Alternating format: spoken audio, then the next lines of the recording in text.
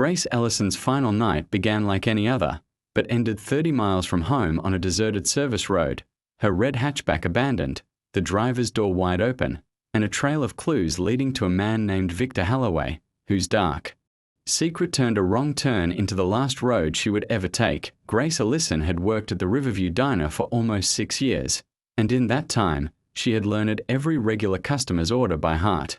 People knew her for her kindness, her habit of leaving extra whipped cream on a chilled hot chocolate, and the way she always remembered to ask the elderly couple by the window if they wanted their coffee topped up. But beneath her practiced smile, she carried a quiet weight that few noticed. She had been talking for months about making a change, about finally leaving Westford behind. The town was small, the kind of place where everyone knew each other's business, and Grace had begun to feel like she was trapped in a loop she couldn't break. She had found an apartment in another city, applied for a new job, and planned to drive out the following morning. This shift would be her last at the diner. It was a slow Friday night, the sort of shift where time seemed to crawl. Outside, the winter air hung heavy, the streetlights casting long shadows over the nearly empty parking lot.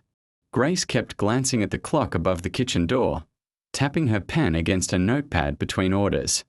Her co-workers noticed her restlessness.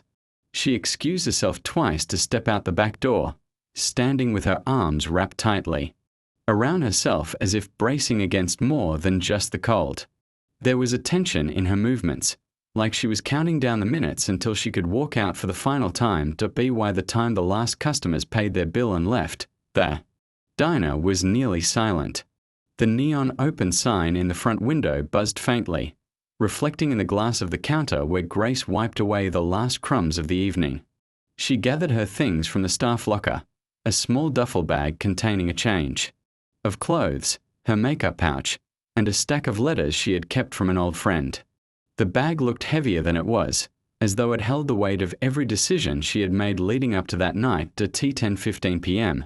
The front door swung closed behind her. The security camera above the entrance caught her figure in the dim light, her hair tied neatly back, the strap of her bag over her shoulder. She crossed the lot toward her red hatchback, parked near the far end where the streetlight flickered every few seconds. Her breath hung in the cold air as she unlocked the driver's side door. Somewhere in the distance, a car engine hummed. Faint but steady, a sound she may or may not have noticed. Grace slid into the driver's seat and started the engine. For a moment, she just sat there, her hands resting on the steering wheel, staring at the diner's glowing sign. She had always thought leaving would feel exhilarating, like the first step into the rest of her life. Instead, there was an unease she couldn't shake, a feeling that eyes might be following her even in the stillness of the empty lot.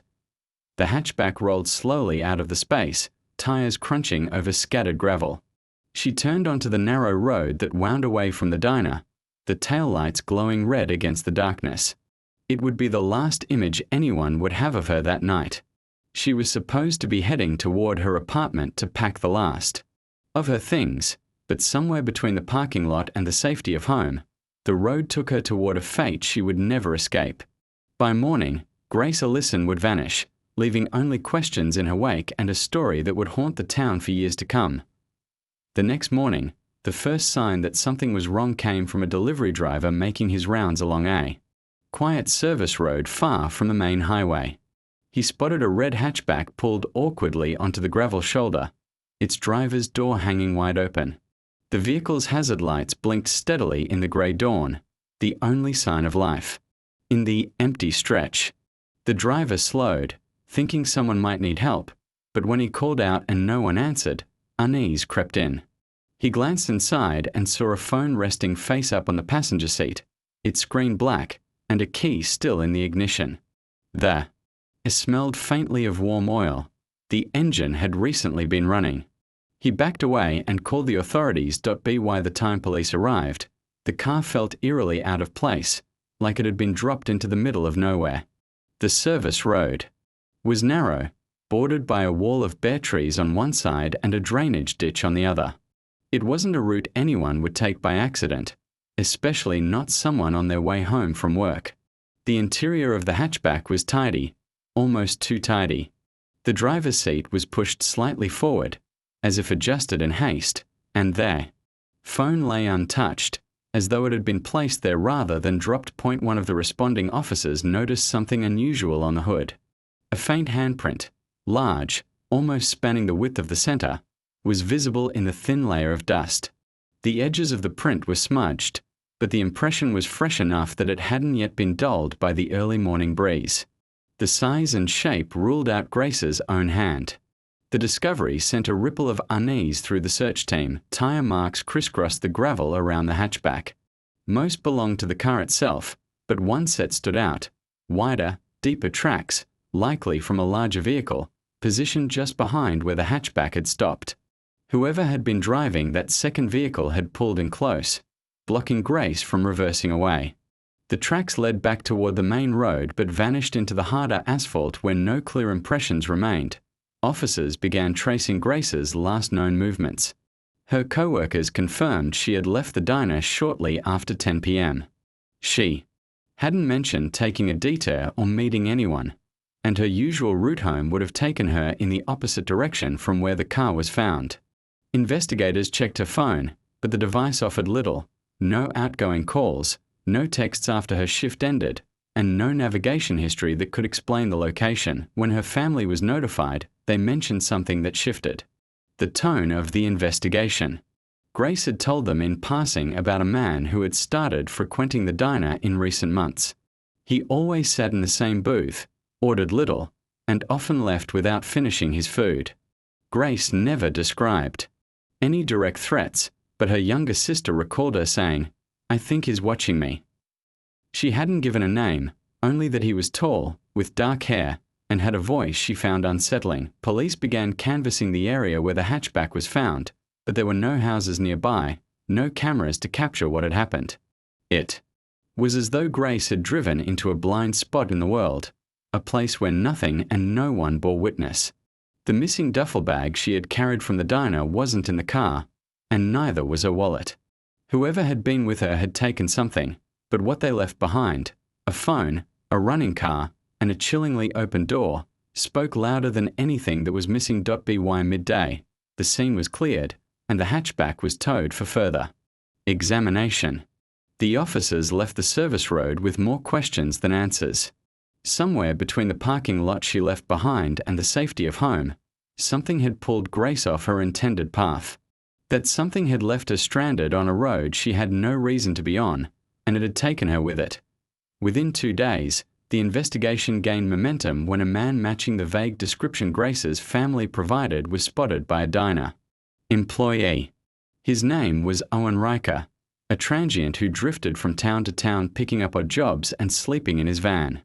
He had a short criminal record: petty theft, trespassing, a disorderly conduct charge from years ago, but nothing that connected him to violent crime. Still, his presence at the diner in the weeks before Grace's disappearance drew immediate suspicion. Detectives brought him in for questioning. Owen admitted he had been to the Riverview diner several times, even sitting in the same booth Grace had served him. He claimed she reminded him of his younger sister, who had died in a car accident. He said he visited the diner simply because he liked seeing her smile, insisting it was innocent. His explanation felt strange to investigators, the kind of story that tried to sound harmless while hinting at something darker. But without direct evidence, suspicion was only suspicion. They dug into his whereabouts on the night Grace vanished, hoping for a break. Surprisingly, Owen had a solid alibi. Security footage from a gas station 40 miles away placed him there. Around 10:30 p.m., minutes after Grace was last seen leaving the diner. The timestamp matched, the footage was clear, and witnesses confirmed his presence. That single fact unraveled the theory that Owen was the man from the parking lot. With their most promising lead gone, the case began to stall. The press covered the story relentlessly, portraying Grace as another face in a growing list of missing women whose cases seemed to fade without resolution. The town of Westford, small and tightly knit, was shaken. People who rarely locked their doors began double-checking them. The Riverview diner's once busy booths sat empty more often, and even regulars spoke in hushed voices, as though the wrong words might invite the same fate. One detective, however, couldn't let go of a small detail in the case file. While reviewing the hatchback's onboard GPS history, he noticed something strange. The car's route after leaving the diner was straightforward at first, heading in the general direction of Grace's apartment. But then, about 15 minutes into the drive, the path veered sharply toward an isolated section of highway known locally as Exit 9. Exit 9 had a reputation: narrow lanes, sharp curves, and poor lighting made it dangerous. Years earlier, it had been slated for renovation, but the project was abandoned. The exit ramp now served little purpose, connecting to a nearly unused service road and looping back toward the main highway. People avoided it unless they had no choice. Grace had no reason to be there. The GPS data revealed she had slowed to nearly a stop at one point along the ramp before her car continued toward the road where it was found. It was possible she had been signaled to pull over. Investigators theorized that another vehicle could have blocked her path or tailed her closely enough to make her feel unsafe. The tire tracks behind her car at the discovery site began to make more sense. With renewed focus, the team revisited traffic and security cameras from the area. Most of the footage was grainy or incomplete, but one clip caught their attention. In the faint glow of a roadside camera near Exit 9, Grace's hatchback appeared, followed closely by a dark pickup truck. The frame was only visible for a second before the vehicles vanished from sight, but in that moment, the truck's passenger side revealed a dent in the door, distinctive enough to remember. The image was too blurry for a license plate, but it was a start. Somewhere in Westford, there was a dark pickup with a dent that might hold the answer to where Grace went after she drove toward the exit she was never meant to take. The suspect was no longer a stranger in the diner. It was someone else entirely. Someone who had stayed in the background until now. The dent on the passenger side of the pickup became the new focus of the investigation. Detectives began quietly driving through neighborhoods, scanning driveways and parking lots, looking for a vehicle that matched the shadowy outline from the footage. It was tedious work, but after several days, a patrol officer spotted one parked behind a chain-link fence on the edge of town. The truck was old, dark green, with a pronounced dent in the passenger door, exactly where the camera had captured it. The property belonged to Victor Holloway, a 42-year-old construction worker who had lived in Westford his entire life. He was known for picking up short-term jobs, drinking heavily, and getting into loud arguments in local bars. His name had never appeared in the case file before Victor's background revealed a pattern of short temper and erratic behavior. Years ago, a restraining order had been filed against him by an ex-girlfriend who claimed he followed her after their breakup, though the case never made it to court. Co-workers describe him as unpredictable, quick to laugh but just as quick to rage over small disagreements. The more investigators learned, the more the dented truck seemed like more than coincidence. A search warrant was issued. When police arrived at Victor's property, the truck was parked exactly where it had been seen, its tires coated in a faint layer of dried mud. The dent on the passenger side matched the footage perfectly. Officers began combing through his garage, a cluttered space filled with construction tools, empty beer bottles, and stacks of old newspapers. Behind a pile of paint cans, they found a navy blue duffel bag. It was partially unzipped, and inside were items that froze the room: Grace's wallet, her work apron, and a small makeup pouch. The cash and ID were missing, but everything else was untouched, as if it had been taken in haste and then hidden away. Further search of the property uncovered more troubling evidence. In a rusted fire pit behind the garage, investigators sifted through ashes and found scraps of fabric partially protected from the flames. The charred pieces were the same deep burgundy color as the uniforms worn by staff at the Riverview Diner. Some pieces still carried faint traces of the embroidered diner logo. A forensic team collected the fragments, knowing they could be the strongest link tying Victor to Grace's disappearance. Victor claimed he had never met Grace. When asked about the duffel bag, he said it had been left in his truck by someone else, though he couldn't name who. He grew increasingly agitated during questioning, his story shifting slightly each time he was pressed. Detectives noted how his answers often ended in abrupt silence, as though he was weighing whether to say more or stop talking altogether. Meanwhile, the timeline began to close in. Phone records showed Victor's device pinging cell towers along the same stretch of road Grace's car had traveled that night, including near exit 9. Surveillance from a convenience store less than a mile from the exit captured his truck passing. By shortly before the GPS in Grace's car recorded her sudden change in direction, it became clear to investigators that Victor had likely followed her from the diner, waiting until they reached the isolated stretch near the exit before making his move. The open road, the lack of lighting, and the remoteness of the area provided the perfect conditions for someone looking to approach unnoticed. The combination of physical evidence and circumstantial connections painted a grim picture, but what still remained hidden was what had actually happened in the minutes after Grace stopped. That final missing piece kept the case from being fully solved. Even as Victor maintained his innocence, the duffel bag and burnt uniform told a different story, one that suggested whatever happened to Grace was not a sudden accident, but something far more deliberate. The exit she took that night was beginning to look less like a wrong turn and more like a path chosen for her by someone else. When police returned to confront Victor with the evidence, his defiance began to crack.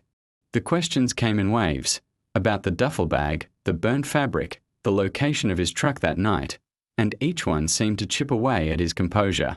Eventually, his story shifted. He claimed Grace's death had not been planned, insisting it was a tragic accident. According to him, he had been driving behind her when she allegedly cut him off. Angry, he decided to follow, wanting to teach her a lesson by scaring her. He admitted trailing her off the main road, onto the isolated stretch near exit 9. Victor said she slowed to a stop on the shoulder. He pulled in behind her and got out of his truck. He claimed he never touched her but approached the driver's side, shouting at her. In his version, Grace panicked, got out of her car, and ran toward the wooded embankment alongside the road. The ground there sloped steeply toward a hidden concrete culvert where rainwater collected. He said she slipped, lost her footing, and fell into the darkness below. By the time he climbed down, she wasn't moving. Search teams were dispatched to the area immediately.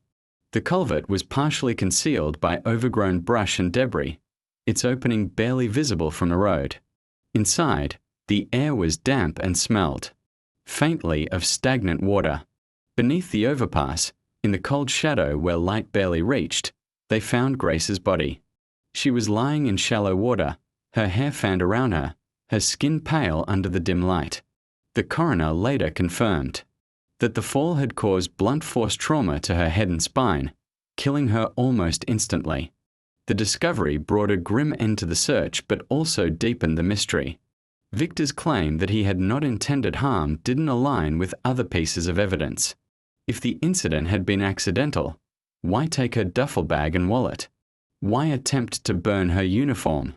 The actions after her death suggested an effort to cover his involvement rather than to report it. Detectives believed his story was only partially true. Grace may have run, but not without cause. The fear that drove her into the embankment was likely rooted in more than a heated argument on the side of the road. Prosecutors built the case carefully.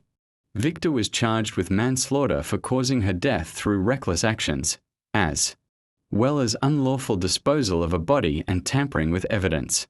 The trial drew heavy attention from the media and the town of Westford. Grace's friends and family filled the courtroom, their grief quiet but visible in every bowed head and clasped hand. The prosecution painted him as a man whose temper had spiraled into fatal consequences, while the defense clung to the claim of a tragic misstep. In the end, the jury saw the intent not as premeditated murder but as a reckless pursuit that robbed Grace of her chance to leave town and start over. Victor was found guilty and sentenced to a lengthy prison term, his appeals failing in the years that followed. For Westford, the case left an uneasy scar. People who had once driven the route near exit 9 without thought began avoiding it entirely, unwilling to pass the place where Grace's last moments had unfolded. The Riverview Diner kept her name on the schedule board for weeks after the trial ended. The space where it had been written left blank once it was erased. Grace Allison had been so close to the life she wanted, her car pointed toward the open highway, her last shift behind her, her future waiting just beyond the horizon. But between her and that horizon was one man's decision to follow her into the dark. The highway exit that night should have led her toward freedom. Instead, it became the exit she never reached.